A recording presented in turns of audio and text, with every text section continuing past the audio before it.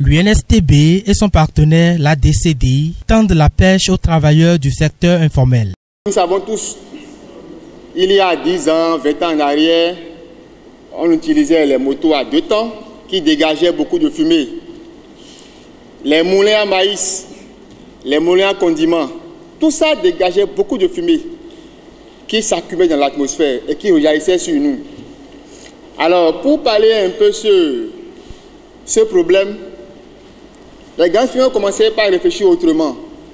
Et c'est cette réflexion qui, aujourd'hui, les a amenés à fabriquer de nouvelles motos, pour être plus clair, que nous appelons les motos électriques. Si, par exemple, ces motos électriques venaient à tomber en panne, il faut bien des gens pour les réparer. Et donc, nos mécaniciens, les mécaniciens que vous êtes, qui étaient habitués à ces différentes motos, à 2 temps, à 4 temps, vous devez de vous reconvertir ou de vous reformer autrement pour pouvoir vous adapter aujourd'hui à ces différents engins électriques-là. C'est pareil aussi pour les électriciens.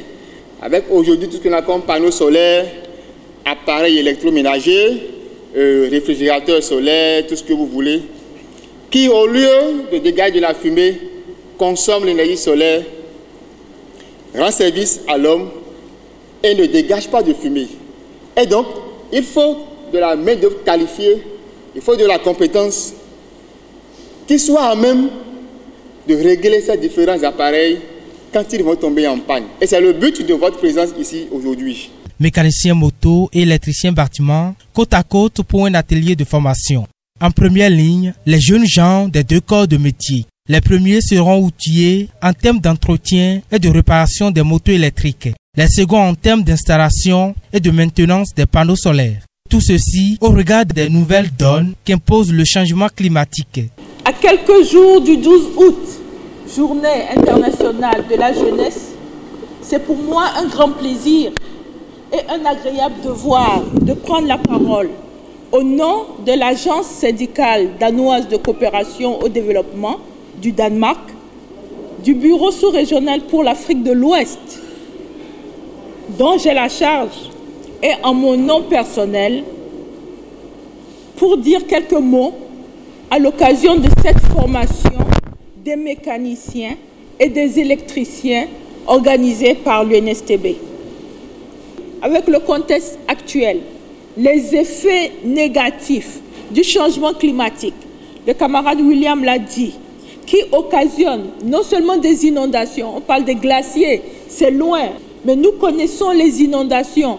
On ne peut pas marcher, on est obligé de retrousser le pantalon pour passer dans l'eau, pour aller à Kpakpa, pour aller à je ne sais où. Donc voilà, ça c'est les effets du changement climatique. Ça crée des déplacés dans nos villages, dans nos villes. Si ce n'est pas au Bénin, je pense qu'il y en a au Bénin, on a ça au Togo, au Ghana, au Niger, etc. Ça crée également ces changements climatiques ou les effets, une évolution et une digitalisation rapide de certains secteurs. Et qu'est-ce que ça fait? Ça occasionne des pertes d'emplois. Avant, on avait les Emidjaman. Maintenant, on a les Gozem, on a les... Je ne sais pas si vous avez des Uber, mais on a d'autres choses qui viennent s'ajouter. C'est à juste titre que nous, la DCD, nous tenons aux côtés de l'UNSTB pour appuyer une série de formations. Formations qui vont, nous l'espérons, vous permettre soit d'exceller dans votre domaine, soit vous ouvrir de nouveaux horizons. Je vous invite à ne pas négliger les effets du changement climatique. Pour vous, mécaniciens, je sais que vous avez des mécaniciens moto, hein?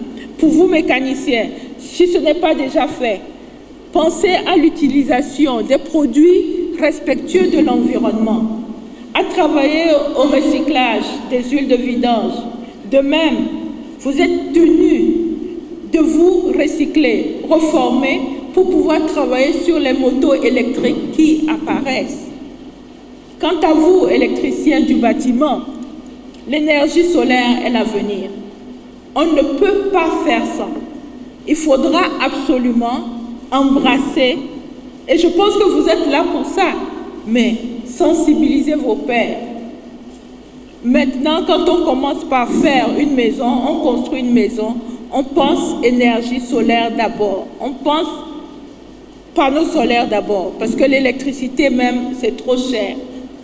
Si on ne le fait pas parce qu'on a envie, on le fait pour sa poche. La cause est visiblement entendue et l'UNSTB peut se réjouir d'avoir vu juste en termes d'initiative. Winston Churchill ne pensait pas si bien prophétiser lorsqu'il disait « Mieux vaut prendre le changement par la main avant qu'il ne nous prenne par la gorge ». En effet, il est un secret de Polichinelle que notre planète, la planète Terre, connaît des mutations importantes qui impactent nos quotidiens. Au nombre de ces mutations, nous avons les changements climatiques dont les effets aujourd'hui sont perceptibles par tous et qui contraignent le monde entier à adopter un mode de vie plus protecteur de l'environnement afin de protéger notre planète contre les catastrophes. Madame Liliane l'a décrit tout à l'heure à la suite du camarade Bankole Wilfried, qui également n'a pas omis de le faire.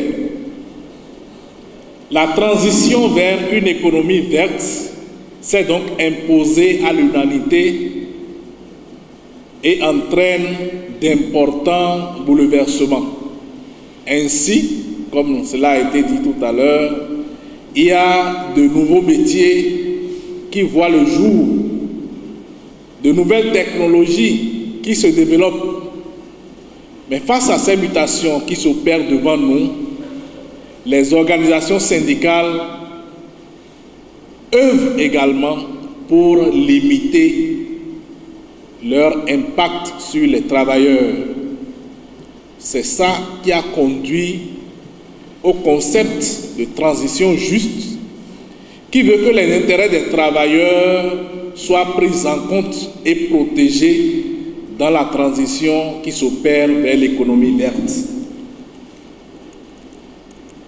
Au nombre des actions qui s'imposent à nous, travailleurs, nous avons la reconversion vers les nouveaux métiers.